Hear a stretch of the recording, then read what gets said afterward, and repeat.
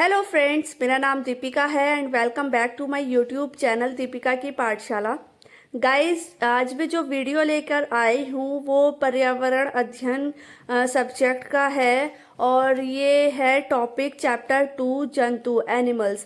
Guys, इस video में मैंने आपको जंतु के बारे में पूरी डिटेल्स में बताया है कि उनकी विशेषताएं वगैरह सब चीज़ें बताई है।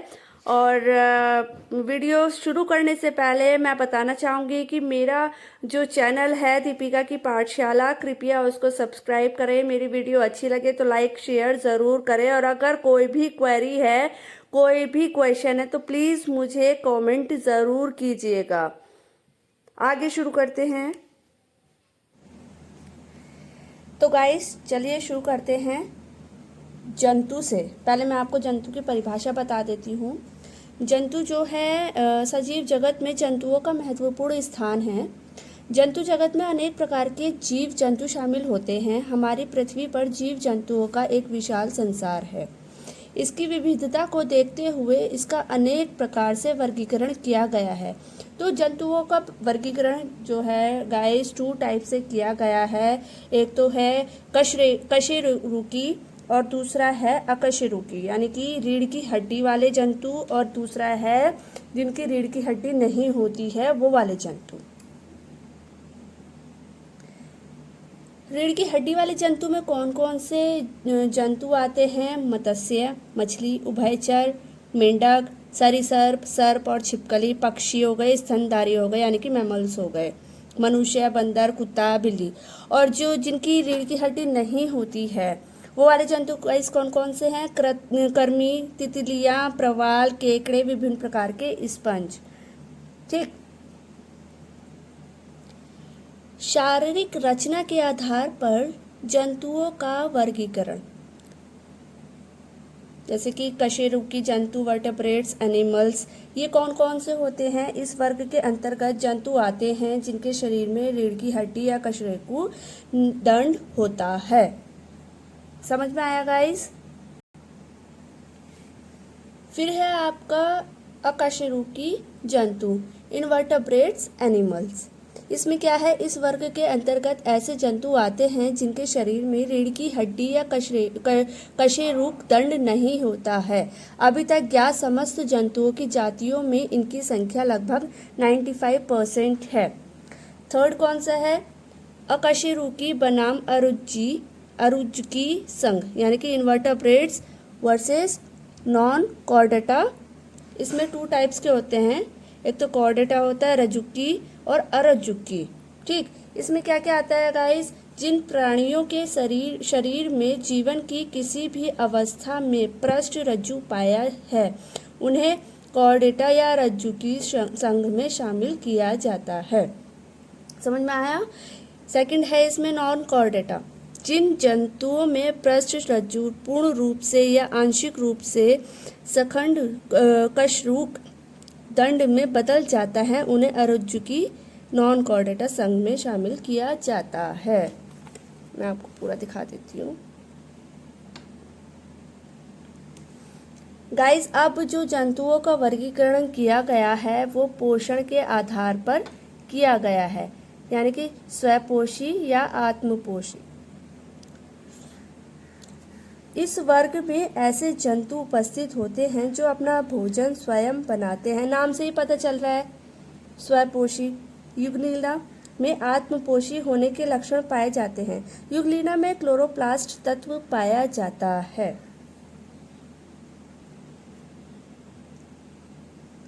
नेक्स्ट आता है परपोषी। इस वर्ग में सभी प्रकार के जंतु पाए जाते हैं जो अपने पोषण के लिए दूसरों पर निर्भर रहते हैं।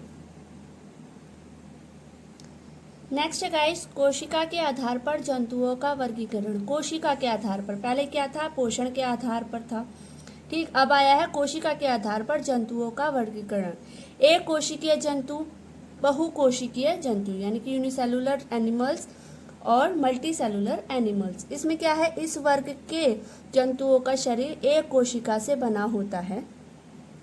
इन्हें सूक्ष्मदर्शी की सहायता से देखा जाता है, जैसे कि अमीबा हो गया, यूग्लिना हो गया, पैरामीशियम हो गया, एक्सेट्रा। अब आया है बहुकोशिकीय जंतु, मल्टी सेलुलर एनिमल्स। इस वर्ग के जंतु का शरीर कई प्रकार की कोशिकाओं से बना होता है, जैसे कि स्पंज हो गया। मोस्ट इम्पॉर्टेंट एग्जाम्पल है ये क्वेश्चन एग्जाम में ज़रूर आता है। अब आता है गाइस प्रजनन के आधार पर वर्गीकरण। तो गाइस प्रजनन के आधार पर वर्गीकरण कैसे करते हैं? स्थलीय जंतु, जलीय जंतु, और भी हैं इसमें मरुस्थलीय जंतु हो गया, वायुवीय जंतु हो गया। ठीक है गाइस, इसमें क्या बताया है? स्थलीय जंतु जो होते हैं वो स्थल में रहते हैं। मैं धीरे छोटा छोटा समझा रही हूँ आपको। स्थलीय जंतु जो होते हैं वो स्थल में पाए जाते हैं। जलीय जंतु जो होते हैं वो प्राय जल में पाए जाते हैं, जैसे मछली हो गया, स्पंज हो गया। नेक्स्ट, मरुस्थलीय जंतु, डिजर्ट एनिमल। ये जो है ये इस प्रकार के जंतु ऐसे स्थानों पर पाए जाते हैं जहाँ पानी की कमी होती है, जैसे कि ऊंट हो गया, विषैली छिपकली हो गई, एक्सेट्रा। नेक्स्ट आता है वायुवीय जंतु। ऐसे जंतु जो वायुमंडल में विचरण करते हैं इन्हें नाभीय जंतु भी कहते हैं, जैसे पक्षी हो गए, ट्रैको हो गए, एक्सेट्रा। गाइस चलिए नेक्स्ट टॉपिक की बात करते हैं, जो कि है जंतुओं में पाए जाने वाली खाद्य आदतें। ठीक है, शाकाहारी, मांसाहारी और सर्वाहारी। तो गाइस मैंने इसमें एक तरीके से डिफरेंस भी दिया है इसमें, और इसी में ही सबके बारे में बता दिया है। तो पहले शुरू करते हैं शाकाहारी। शाकाहारी जंतु जो होते हैं वो केवल पौधे खाते हैं। इनके जो दांत होते हैं वो चौड़े सपाट होते हैं, जिससे वे चारे को आसानी से चबा पाते हैं, जैसे कि घोड़े, ऊंट, गाय, भेड़, बकरी, एक्सेट्रा। अब आती है बात मांसाहारी की। मांसाहारी ये जंतु केवल जंतुओं को खाते हैं। इनके दांत लंबे व नुकीले होते हैं ताकि वे अपने खाने को आसानी से काट के या चीर के खा सके, जैसे कि शेर, चीता, भेड़िया, लोमड़ी, एक्सेट्रा। लास्ट आते हैं सर्वाहारी। सर्वाहारी में ये जंतु पौधे और जंतु दोनों को ही खाते हैं। इनके जो दांत होते हैं वो चौड़े, सपाट, नुकीले व लंबे दोनों होते हैं, जैसे कि मनुष्य भी नॉन वेजिटेरियन होते हैं, कुत्ते हो गए, बिल्ली हो गए, एक्सेट्रा। गाइस इसमें मैंने कुछ नोट लिखा है, तो नोट भी इसमें से भी काफ़ी क्वेश्चंस आ जाते हैं। एक आधा क्वेश्चंस आ जाता है जो कि है अपघटक। अपघटक किसे कहते हैं? ये वे जीव होते हैं जो मृत पशुओं एवं जंतुओं को अपघटित करते हैं। मृत जीवी भी कहलाते हैं। पैरासाइट परजीवी हो गया। ये अपने भोज्य पदार्थ के लिए दूसरे जंतुओं पर निर्भर रहते हैं। इन्हें सफाई कर्मी भी कहा जाता है, जैसे कि जू। स्क्वेंजर, ये वो प्राणी हैं जो अपने भोजन के लिए मृत पशुओं पर आश्रित रहते हैं। गाइस ये नोट है छोटा सा, इसमें भी कभी कभी पूछ लेता है कि पैरासाइट परजीवी कौन से होते हैं, अपघटक कौन से होता है। अपघटक तो बहुत इंपॉर्टेंट है, आ जाता है। चलिए आगे बात करते हैं जंतुओं में श्वसन। जंतु सांस कैसे लेते हैं? ठीक, तो इसमें है सभी जंतु श्वसन प्रक्रिया के द्वारा भोजन से ऊर्जा प्राप्त करते हैं। सांस लेना श्वसन तंत्र की आवश्यक प्रक्रिया है, जिसमें जंतु ऑक्सीजन के रूप में गैस अंदर लेते हैं और कार्बन डाइऑक्साइड के रूप में बाहर छोड़ते हैं। विभिन्न जंतुओं में सांस लेने की प्रक्रिया भिन्न भिन्न प्रकार से होती है, जो कि इस प्रकार है। अब मैंने इसमें डिस्क्राइब किया है कि कौन से जंतु किस टाइप से सांस लेते हैं। जैसे कि मेंढक हो गया, मेंढक जो है फेफड़े और त्वचा से लेता है। केचुआ हो गया, वो त्वचा से लेता है, आंध्र व चिकनी होती है क्योंकि उसकी त्वचा ना। मक्खी हो गई, कॉकरोच हो गया, वो वातक हेकिया से जो उसका वातक होता है उससे वो सांस लेता है। मनुष्य है, मनुष्य, शेर, सांप, पक्षी, ये सब फेफड़े से, फुसफुस से सांस लेते हैं। ऑक्टोपस, मछली, ये अपने गिल फेफड़े से जो है क्लोम से सांस लेते हैं। देखा होगा फिश में साइड में रेड रेड सा होता है, वो उनसे सांस लेती हैं। व्हेल हो गए, डॉल्फिन हो गए, वो अपने फेफड़े, नासाद्वार, वाता छिद्र से सांस लेते हैं। नाउ शुरू करते हैं जंतुओं की गति। कैसे कैसे जंतु चलते हैं, कुछ रेंगते भी हैं, कुछ उड़ते भी हैं। ठीक है, तो बात करते हैं चलने वाले जंतु, पेडेस्ट्रल एनिमल। तो ये कौन कौन से होते हैं गाइस? मनुष्य, शेर, कुत्ता, बिल्ली, गाय, एक्सेट्रा। रेंगने वाले जंतु, कौन कौन से हो गए गाइस? केचुआ और सांप। सांप अपने वलय व पेशियों की सहायता से केचुए पेशियों तथा केचुए पेशियों एवं सूप की सहायता से गति करते हैं। नेक्स्ट है गाइस उड़ने वाले जंतु।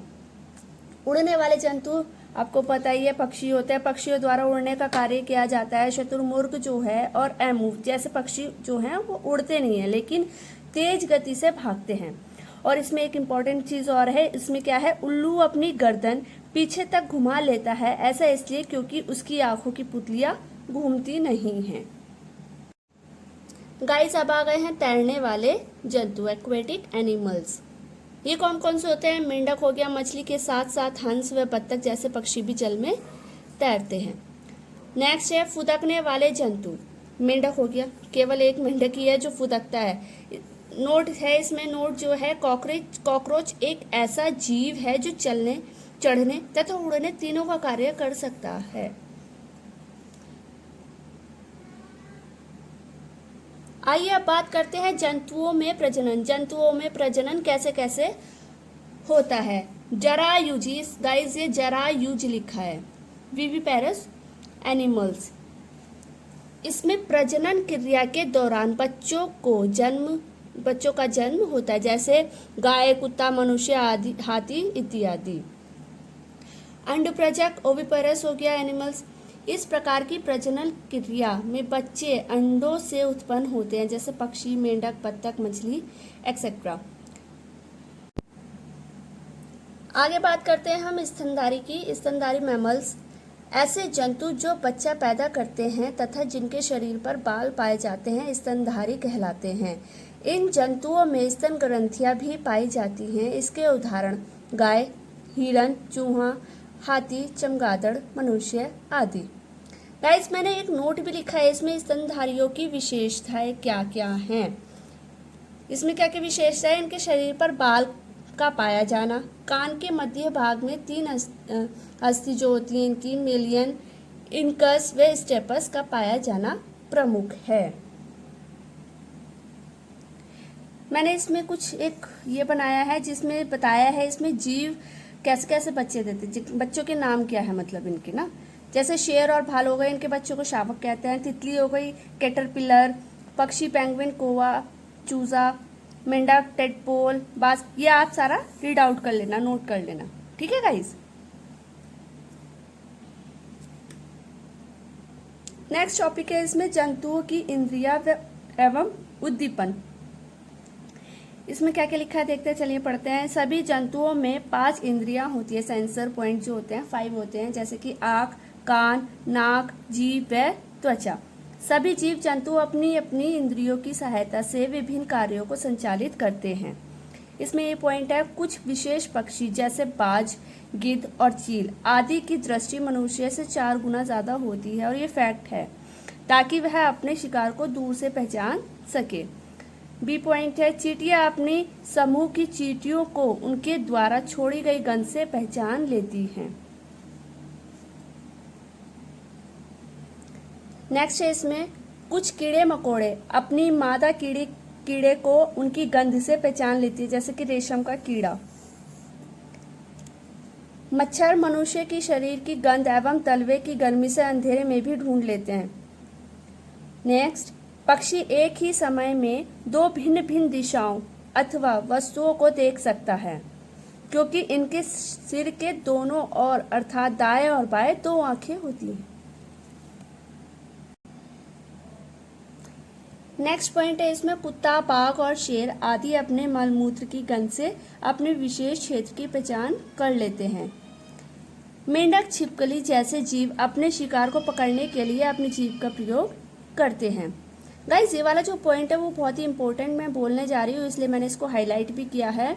रात में जागने वाले जंतु एवं पक्षी केवल सफेद और काले रंग को ही देख पाते हैं, जैसे कि उल्लू।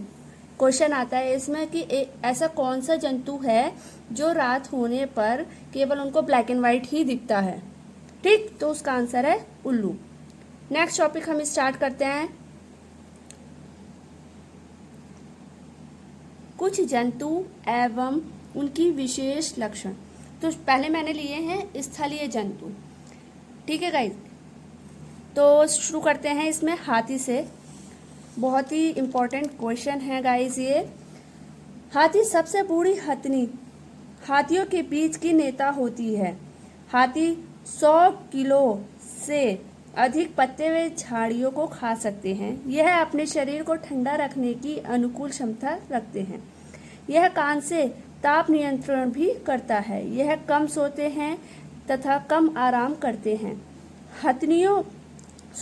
हाथियों के झुंड में केवल हथनियां व 14-15 वर्ष के बच्चे ही होते हैं।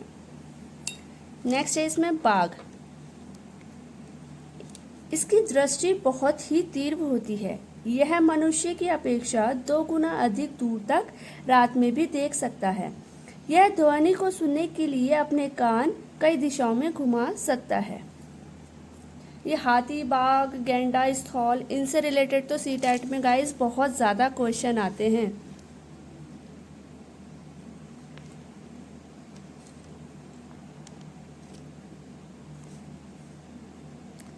नेक्स्ट है इसमें गेंडा। यह स्थल पर पाए जाने वाला दूसरा सबसे बड़ा जंतु है। यह शाकाहारी होता है, जिसका वजन 1000 किलो तक होता है। इसकी चमड़ी 1.5 सेंटीमीटर तक मोटी होती है। इसका सींग नाक के ऊपर होता है। यह 1 तथा 2 सींग वाले भी होते हैं। आइए आगे बात करते हैं हम जिराफ की। यह पृथ्वी का सबसे ऊंचा जंतु है, जिसकी लंबाई 5 मीटर तक होती है। इसकी उम्र 25 वर्ष होती है। यह बहुत कम घंटे 2 घंटे सोता है। क्वेश्चन बन सकता है कि वो कौन सा जंतु है जो सबसे कम सोता है, और क्वेश्चन ये भी बन सकता है कि वो कौन सा जंतु है जो सबसे ज़्यादा सोता है। तो सबसे ज़्यादा जो सोता है वो है स्थौल, वो 17 घंटे सोता है। पहले इसकी बात कर लेते हैं चिंपैंजी की। यह सबसे होशियार जानवर है। यह समूह में रहते हैं, जिसमें 3 से लेकर 80 तक सदस्य होते हैं। अब आते हैं स्लॉथ। यह भालू जैसा जीव होता है। यह रात्रिचर जंतु है जो दिन में लगभग 17 घंटे सोता है। तो क्वेश्चन बन सकता है गाइस, सबसे कम सोने वाला जानवर और सबसे ज्यादा सोने वाला जानवर कौन सा है। चलिए आगे बात करते हैं जलीय जंतु की। डॉल्फिन।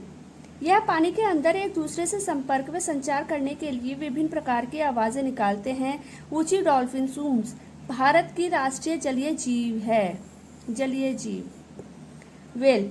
ब्लू व्हेल पृथ्वी की सबसे बड़ी जीव है। यह स्तनधारी जीव की श्रेणी में आती है जो बच्चों को जन्म देती है। इसकी आयु 90 साल होती है।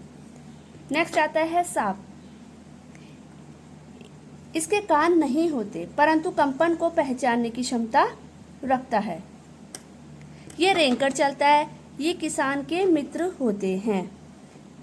अजगर जो है सबसे लंबा सांप है। केरत, कोबरा, दुबई, अफ्रीका जहरीले सांप होते हैं। चलिए अब बात करते हैं केचुआ की। ये रेंगकर चलता है, मिट्टी खाकर उसे उपजाऊ बनाता है। इसकी लंबाई जो होती है वो 14 इंच तक होती है। इसकी जो आयु होती है वो 8 साल की होती है गाइस।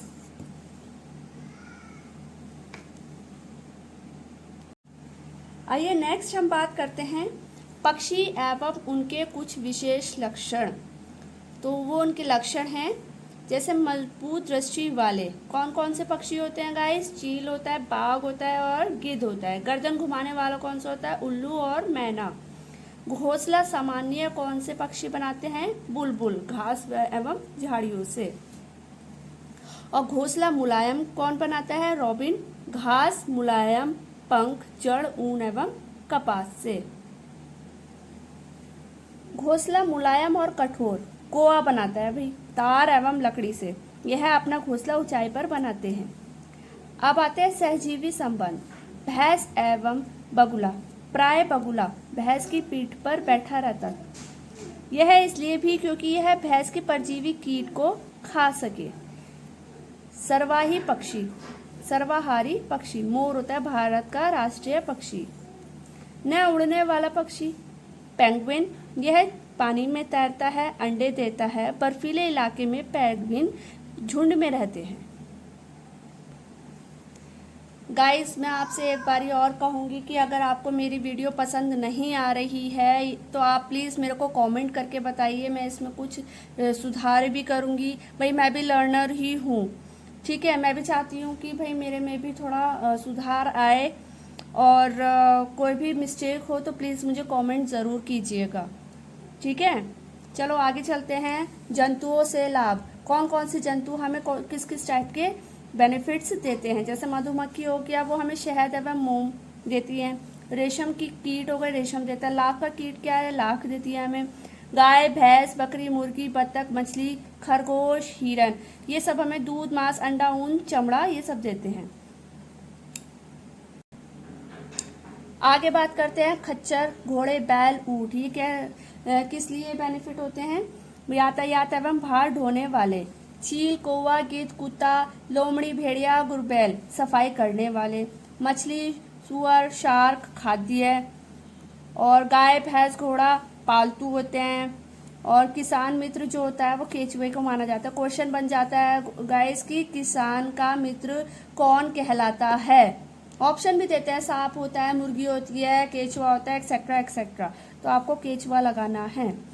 मुर्गे की लड़ाई, भालू व बंदर का नाच, ये सब मनोरंजन के लिए बेनिफिशियल हैं। गाइस हमारा नेक्स्ट टॉपिक है पशुपालन। आप सभी जानते हैं कि पशुपालन किस लिए लोग करते हैं। दूध के लिए भी करते हैं, अंडों में प्रोटीन के लिए करते हैं, भार ढोने के लिए, कृषि कार्य के लिए, सुंदरता व मनोरंजन के लिए। आप इसकी डेफिनेशन एक बार पढ़ लेना। चलिए आगे बात करते हैं मधुमक्खी पालन, एपीकल्चर। गाइस इसका जो साइंटिफिक नेम है वो है मुस्का डोमेस्टिका। गाइस मधुमक्खी से भी रिलेटेड काफ़ी क्वेश्चन आ जाते हैं, एक आधा क्वेश्चन आ जाता है, जैसे कि मधुमक्खी का साइंटिफिक नेम क्या है। मधुमक्खी का कार्य मुख्य रूप से हिमालय पर्वतीय एवं पश्चिमी घाट के क्षेत्रों में प्रमुखता से किया जाता है। सबसे उपयुक्त समय जो है इसमें नवंबर से फरवरी है। नवंबर से फरवरी के समय रानी मधुमक्खी सर्वाधिक अंडे देती है। मधुमक्खी पालन का कार्य भारत में पंजाब, हरियाणा, जम्मू कश्मीर, हिमाचल प्रदेश, उत्तर प्रदेश व बिहार के क्षेत्रों में बड़े पैमाने पर किया जाता है। गाइस हमारा जो ये जंतु का टॉपिक है वो आज हमारा कंप्लीट हो गया है। अगर कोई भी क्वेरी है तो प्लीज़ आप मेरे को कमेंट कीजिए। अगर आपको वीडियो अच्छी नहीं लग रही है तो आप प्लीज़ मुझे बताइए कि आपकी वीडियो में इंटरेस्ट नहीं आ रहा है, तो मैं थोड़ी और कोशिश करूँगी कि अच्छे से बनाऊँ, ठीक। बहरहाल हमारा जो जंतु का टॉपिक है, चैप्टर है, वो फिनिश हो गया है। नेक्स्ट टाइम मैं कोई और चैप्टर लेके आऊँगी आपके लिए। आप मुझे बता भी सकते हैं कि आपको इस चैप्टर में कन्फ्यूजन है तो मैं आपको अपने नोट्स प्रोवाइड कर दूँगी, ठीक है। और जाते जाते मैं एक बात और कहूँगी, अगर आपको मेरी वीडियो अच्छी लगे तो आप प्लीज़ मेरी वीडियो को लाइक कीजिएगा, शेयर कीजिएगा और सब्सक्राइब ज़रूर कीजिएगा। और अगर आपके पास टाइम नहीं है गाइस तो आप मेरे को बताइए, मैं आपको पीडीएफ भी प्रोवाइड कर सकती हूँ। अपने नोट्स की पीडीएफ बना के मैं आपको प्रोवाइड कर दूँगी। तो चलिए नेक्स्ट वीडियो के लिए वेट कीजिए। Thank you so much guys, thank you.